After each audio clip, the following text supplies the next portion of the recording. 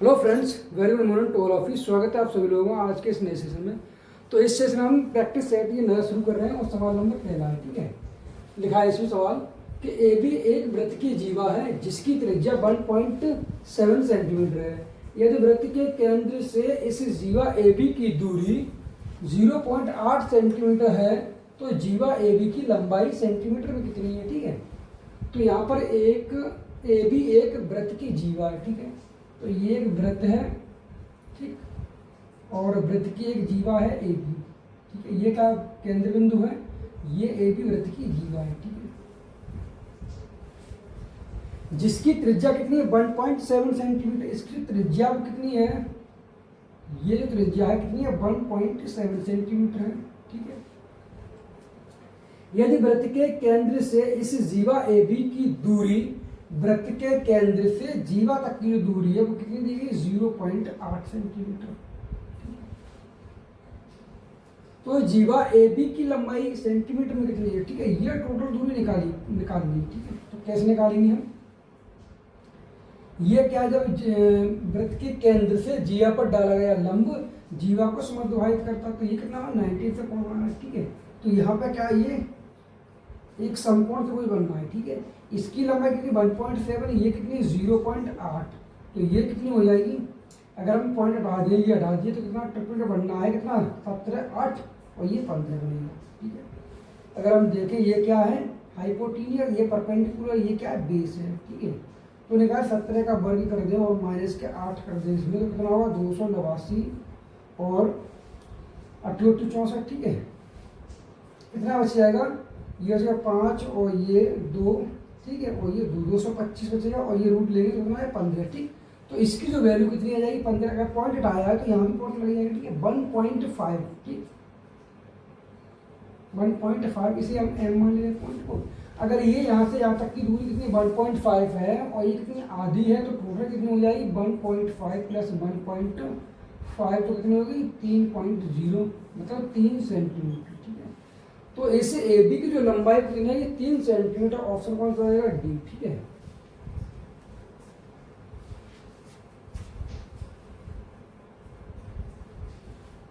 अगला सवाल देखते हैं। अगला सवाल दिया है कि त्रिभुज पी क्यू आर में कोण पी 90 अंश, ठीक है, कोण आर 47 अंश और P S perpendicular Q R पर, ठीक है कोण क्यू पी एस का मान ज्ञात कीजिए। ठीक है, तो एक त्रिभुज है पी क्यू आर, ठीक है, और पी कैसा 90 अंश है, ये क्या है 90 अंश कोण बना रहा है। ठीक है, 90 अंश का ये क्या है कोण है।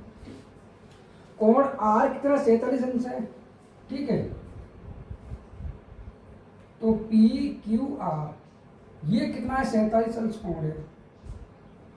अगर ये 47 है ये 90, तो ये कितना बचा 90 और 47 कितने हुए 137। 137 और 180 में से घटा दें तो कितना बचेगा 3, और ये घटाएंगे 7 में से 3 तो कितना है 43, यानी कि ये कितना निकला 43 अंश का। ठीक है, अब सवाल कह रहा है कि पी एस क्यू आर पर क्या है लंब है पी और ये एस। ठीक है, ये क्या है क्यू है पी क्यू आर, और पी और एस यहाँ पर कोई बिंदु एस है, इस पे क्या है लंब है, किस पर है क्यू आर पर। ठीक है, अब सवाल का आंसर क्या मतलब पूछा क्या जा रहा है क्वेश्चन, क्यू पी एस का मान याद कीजिए, क्यू पी और एस हमें इसकी वैल्यू निकालनी है। ठीक है, अब ये जब परपेंडिकुलर है इस पर तो ये 90 अंश कोण बनेगा, ये भी 90 अंश कोण बनेगा। ठीक है, तो ये 90, ठीक है, ये 43, तो ये कितना हो जाएगा 90 43 कितने हो जाएंगे 133। ठीक है, और 180 में से घटा दें तो कितना बचेगा 7 और ये 7 47, तो ये कितना होगा 47 अंश कोण। ठीक है, तो सवाल का आंसर कौन सा हो जाएगा ए ऑप्शन 47 अंश। ठीक है, अगला सवाल है कि एक वस्तु पर 26,000 के अंकित मूल्य पर 18% की छूट है। अतिरिक्त सीजन छूट देने के बाद वस्तु 16,000 में बेची जाती है। सीजन छूट का मान 2 दशमलव स्थान तक ज्ञात कीजिए। ठीक है, मतलब 26,000 की वस्तु पर 18% की छूट दी जा रही, तो कितना है 100 में से 18 घटाएं तो कितना बचेगा 100 में से 18 घटाएंगे तो कितना बच जाएगा 82। ठीक है, 82/100। और अब ये कितने बेचे? 16,000 में बेची जा रही है। अतिरिक्त सीएल छूट निकालनी है, 16,000 में बेच दी गई है। ठीक है, तो ये हम इनका अनुपात अगर देखें तो ये 2 जीरो से कट जाएंगे, ये 2 जीरो, ठीक है, और वो चले जाएंगे इधर, यानी कि 26 गुणा 82 और ये जाएंगे 16 गुणा 100। ठीक है, हम और 4 से 2 से काट देंगे तो 2 एकम 2 2 चक 8 4 और 2 एकम 2, इसे 2 से काट देंगे, कितना कट जाएगा? 8 बार। ठीक है, फिर काट देंगे हम, ये कट जाएगा 13 बार और ये कट जाएगा कितनी बार? 4 बार। यानी ये कितना हुआ? 400 हुआ। ये कितना हो जाएगा? 13 एकम 13 3 हासिल 1 और 13 चक 52 और 1 53। अब 533 से कितना हुआ? 400 हुआ। कितना हो रहा है? कितना कम हो रहा है ये? 533 से कितना हुआ? 400 हो रहा है।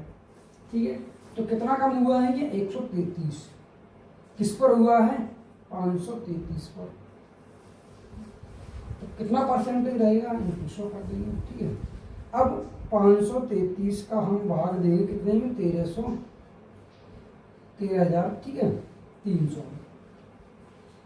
ठीक है, ऑप्शन अगर देखें तो यहाँ पर कितना है? 2, यहाँ भी सब में 2 आगे आ रहा है। ठीक है, तो हम क्या करेंगे? 2 बार इसमें भाग देंगे। प्लस है कितनी बार? 2 का बार 2 3 6, फिर 2 3 6 2 5 10, घटाएंगे यहाँ से कितना बचेगा? 4 और 12 में 6 बचेगा और ये 2 बचेगा। ठीक है, और 0 कर लेंगे उतार। अब 533 का भाग इसमें देंगे। ठीक है, तो इसमें से ऑप्शन नंबर ये तो होगा नहीं। ठीक है, अब ऑप्शन नंबर इनमें से ये है और ये है। ठीक है, अब इसमें लगभग देगा, ये अगर हम 50 मान लें, इसे मान लें 25, तो कितने 5 बार चला जाएगा लगभग। ठीक है, 5 बार, और ये कितना है? 33 है। तो हम क्या करेंगे? 4 का मल्टीप्लाई देकर देखें। 4 3 12 के 2, ठीक है, हासिल 1, 4 3 12 13 के 3 हासिल 1, 4 5 20 और 21।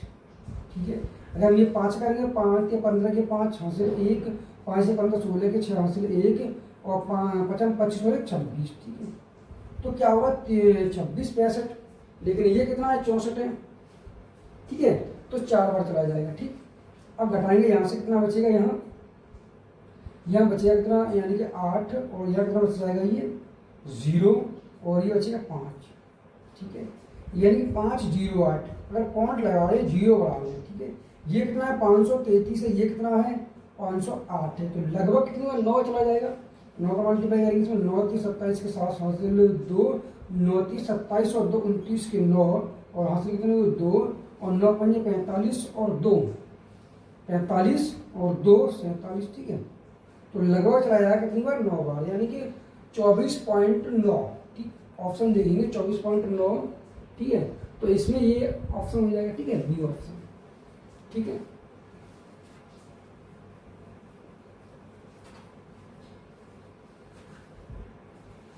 अगला सवाल है, दिए गए आलेख का अध्ययन कीजिए और नीचे दिए गए प्रश्न का उत्तर दीजिए। आलेख 4 अलग अलग स्कूलों में कक्षा 5 में पढ़ने वाले लड़कों और लड़कियों की संख्या से संबंधित डेटा दिखाता है। ठीक है, तो यहाँ पर दिखाया गया है 0 50 100 150। ठीक है, 400 तक दिया गया है। और यहाँ स्कूल दिए गए हैं PQRS, ये स्कूल है।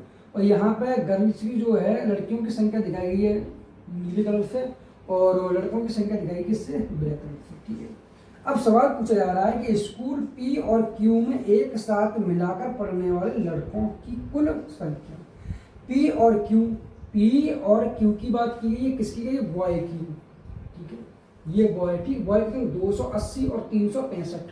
ठीक है, बॉय 280 और 365 की बात की। ठीक है, और P और Q में एक साथ मिलाकर पढ़ने वाले लड़कों की कुल संख्या और उन्हीं स्कूलों में एक साथ मिलाकर पढ़ने वाली लड़कियों की कुल संख्या के बीच अंतर कितना है, इनका डिफरेंट निकालना है। ठीक है, तो गर्ल्स, ठीक है, अब इन्हीं स्कूलों में तो गर्ल्स कौन सी है? 350 और 260, 350 और 260, इनका डिफरेंट निकालना। ठीक है, इनको ऐड करेंगे तो 5 और ये कितना हो जाएगा? 8 और 6 14 के 4 हासिल कितने हुए? 1 और ये 645। इनको ऐड करेंगे 0 और ये 1 और ये 6। ठीक है, डिफरेंट कितना हो रहा है इनका?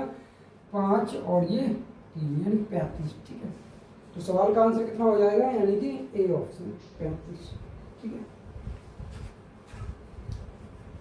अगला सवाल है, यदि एक लंबवृत्तीय शंकु के आधार त्रिज्या और ऊंचाई में 10% की वृद्धि की जाती है, यदि एक लंबवृत्तीय शंकु की आधार त्रिज्या और ऊंचाई, मतलब आधार की जो त्रिज्या उसमें और ऊंचाई में 10% की वृद्धि की जाती है, तो इसके आयतन में होने वाली प्रतिशत वृद्धि ज्ञात कीजिए। ठीक है। तो त्रिज्या और एच में, ठीक है, वृद्धि की जा रही है 10% की, इसमें भी 10% की, इसमें भी 10% की। ठीक है। तो वॉल्यूम होता कितना है, 1/3 पाई आर स्क्वायर इंटू एच। ठीक है। ठीक है। तो 10% इंटू, यानी कि 10% की वृद्धि की जा रही है। तो यहाँ अगर देखें, इसे हम मान लेंगे फर्स्ट, इसे मान लेंगे सेकेंड। ठीक है। तो 1/3 पाई आर स्क्वायर इंटू एच। ठीक है। ये इससे कट जाना है, तो पहले कितना रहा, 10%, 10 रहा इंटू 10 इंटू 10। ठीक है। 10% की फ्रैक्शन वैल्यू कितनी हो जाएगी, 1/10। तो पहले 10 रहा और 1 बढ़ गया, कितना हो गया, 11 गुणे 11 गुणे, क्यों, आर कितना है 11, तो 11 का स्क्वायर करेंगे तो 11 गुणा 11। एच कितना है, वो भी 11 है। ठीक है। क्योंकि त्रिज्या आर में 10% की वृद्धि की जा रही है, तो कितना हुआ, 10 से 11 होगा। ठीक है। और जब वर्ग करेंगे तो क्या होगा, आर स्क्वायर इंटू एच। ठीक है। तो कितना हो जाएगा, 10 इंटू 10 इंटू एच। एच कितना 10 है, तो और इसमें एच कितना रहा, एच कितना 10% की वृद्धि की जा रही है, 10 से कितना हो रहा है, 11 हो रहा है। ठीक है। 10 से कितना हो रहा है, 11, यानी कि बड़े कितना होगा ये, 1000, कितना हुआ, 11 की बोले तो 1331। ठीक है। तो ये सवाल पूछा गया कितना प्रतिशत वृद्धि हो गई है, तो यहाँ अगर देखिए कितना हो रहा है, 331 की वृद्धि कितने पे हुई है, 1000 पे। तो 100% निकालेंगे इसमें, तो 2 जीरो से 2 जीरो कट जाएंगे, पॉइंट कटेंगे, मतलब 33.1% आंसर। ठीक है। तो सवाल का क्या आंसर हो जाएगा, 33.1%। ठीक, यानी कि ए ऑप्शन। नंबर 6 देखते हैं, दिया है कि यदि cos a बराबर 1/11 है तो cot a का मान ज्ञात कीजिए। ठीक है। हमें यहाँ cot a का मान ज्ञात करना है। ठीक है। तो कैसे करेंगे कि cos a बराबर दिया है कितना, 1/11। ठीक है। अगर हम देखें समकोण त्रिभुज में, ठीक है, तो इसके सामने जो होता है वो क्या होता है, L, और नीचे क्या होता है, आधार, ये क्या होता है, K होता है। ठीक है। और ये दिया गया है क्या, आधार कितना है 1 और कर्ण कितना है 11। ठीक है। अगर ये निकालना हो L, तो कैसे निकालेंगे, √11 का स्क्वायर माइनस 1 का स्क्वायर। तो 11 का स्क्वायर 121, 121 में से कितना 120। ठीक है। तो 120 का रूट लेंगे तो 120 को हम लिख सकते हैं क्या, 4 गुणा 30। ठीक है। तो यहाँ रूट से 4 बाहर निकला है, कितना 2√30। ठीक है। तो कितना हो जाएगा, ये एल की वैल्यू हो जाएगी 2√30। ठीक है। अब पूछा क्या गया है, यहाँ पूछा गया है cot a का मान। तो cot a क्या होता है, आधार। ठीक है। यानी कि a बेस अपॉन परपेंडिकुलर। ठीक है। तो ये कितना है, 1/2√30। ठीक है। तो इस सवाल का आंसर क्या हो जाएगा, ए ऑप्शन। ठीक है।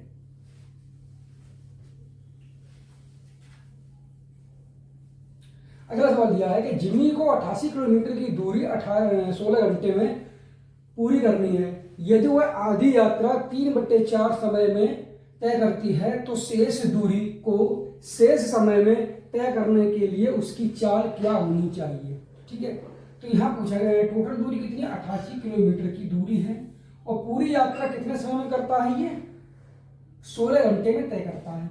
अब सवाल के अनुसार वह आधी यात्रा, आधी कितनी हो जाएगी, 44। ठीक है। 44 यात्रा 3/4 समय में तय करता है, तो 16 का 3/4 कितना होगा, 16 का 3/4 कितना होगा, 4 चक 16 और 4 तिया 12। ठीक है।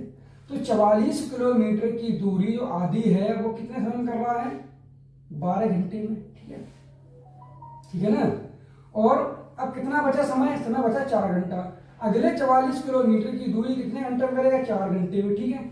अगली 44 किलोमीटर की दूरी कितने घंटे में करेगा, 4 घंटे में। तो यहाँ पर चाल पूछी गई, जो शेष दूरी ये वाली जो है वो इसकी चाल पूछी गई है। तो टोटल दूरी कितनी है, 44, और समय कितना है, 4, 4 का भाग कितना हो जाएगा, 11 किलोमीटर प्रति आवर। ठीक है। तो तो सवाल का आंसर क्या हो जाएगा 11 किलोमीटर प्रति घंटा, यानी कि सी ऑप्शन। ठीक है, अगला सवाल है तो वह छोटी से छोटी संख्या ज्ञात कीजिए जिसे 4, 9, 12 और 15 से विभाजित करने पर प्रत्येक स्थिति में शेषफल 3 प्राप्त होना चाहिए। ठीक है, 4, 9, 12 और 15। ठीक है, अब इनका हम क्या करेंगे, एलसीएम लेंगे। ठीक है, तो एलसीएम लेंगे तो एलसीएम का कितना होगा 4, तो 4 आना ही है, पूरे में 4 कॉमन में यहाँ 4 है। ठीक है, और 9 और ये 5। ठीक है, तो 9 पंजे 45, 45 और 180, या 4 पंजे 20, 20 नुमा 180। ठीक है, अब 180। ठीक, अब प्रत्येक स्थिति में अगर हम इन सभी का भाग देंगे तो शेषफल क्या बचेगा 0, लेकिन बचना कितना चाहिए 3 शेषफल प्राप्त होना चाहिए। तो 180 में हम 3 ऐड और कर देंगे तो कितना होगा 183। तो सवाल का आंसर क्या हो जाएगा 183, ऑप्शन नंबर ए। ठीक है, अगला सवाल दिया गया है कि 16 cosec square theta plus 25 sign square theta का न्यूनतम मान ज्ञात कीजिए। ठीक है, तो न्यूनतम मान पूछा गया है, इससे में फॉर्मूला यूज करेंगे क्या कि ए, ठीक है, साइन स्क्वायर थीटा और plus B cosec square theta, इसके न्यूनतम मान के लिए फॉर्मूला यूज करते हैं 2√a। ठीक है, तो हम यहाँ पर फॉर्मूला यूज करेंगे, इसलिए वाला कौन सा 2√ab। ठीक है, तो यहाँ कितना है 16 और यहाँ कितना है 25, तो 2 में 16 गुणा 25। ठीक है, और रूट से बाहर निकालेंगे तो 4, ये कितना निकल जाएगा 5 और 2 का मल्टीप्लाई। ठीक है, 4 पंजे 20, 20 दूनी 40। तो इस सवाल का आंसर कितना हो जाएगा 40, यानी ऑप्शन नंबर सी। ठीक है,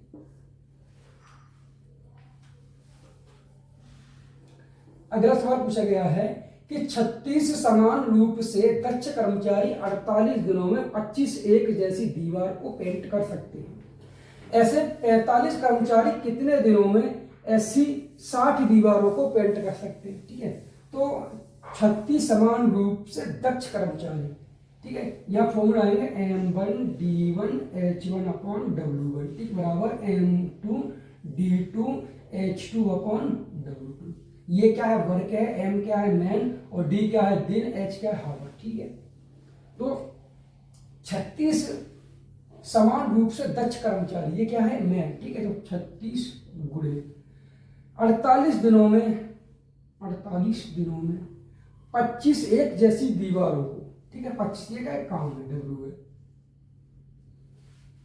कर सकते हैं। ठीक है, 45 कर्मचारी कितने दिनों में, यहाँ डी पूछा गया इनटू डी, ठीक अपॉन 60 दीवारों को पेंट कर सकते हैं। ठीक है, अब यहाँ क्या करेंगे हम, तो 15 या 45, 15 चक 60।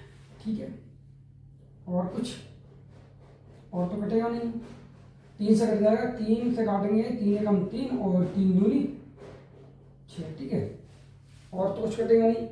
अब गुणा कर लेंगे 12 अट्ठे 96 के 6 हासिल 9 और 12 चक 48। ठीक है, 48 और ये कितने हो जाएंगे 7 और 57। ठीक है, और गुणा 4 का मल्टीप्लाई और हो जाएगा इसमें।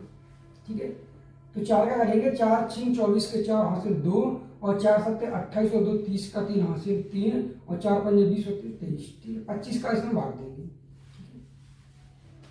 अब 25 का भाग देंगे तो 25 निम्मा कितने होते हैं 25 निम्मा 225। ठीक है, यह बचेगा 5 और ये 4, 25 दूनी 50। ठीक है, 25 दूनी 50। अब पॉइंट लगा लेंगे, 0 बढ़ जाएगा, कितना बचेगा 4, तो 25 से कम, फिर 25 से कम 25। ठीक है,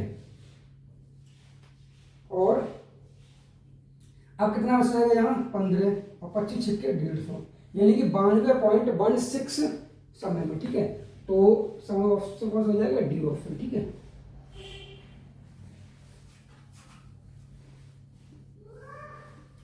अगला सवाल है किसी व्यक्ति का मासिक वेतन 50,000 है, वह अपने वेतन का 40% घरेलू खर्च पर, 25% किराए पर और 15% परिवहन खर्च पर करता है, ठीक है, खर्च करता है, शेष राशि की बचत करता है, उसकी वार्षिक बचत। देखिए यहाँ पर दिया गया मासिक वेतन, मतलब एक महीने का वेतन उसका कितना है, 50,000 रुपया, और पूछा क्या गया है, वार्षिक बचत पूछी गई है उसकी, ठीक है।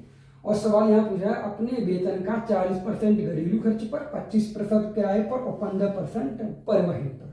तो टोटल खर्चा कितना हो रहा है, यानी कि 15 और 25 कितने हुए, 40 और 40 80% वह खर्च कर दे रहा है, ठीक है।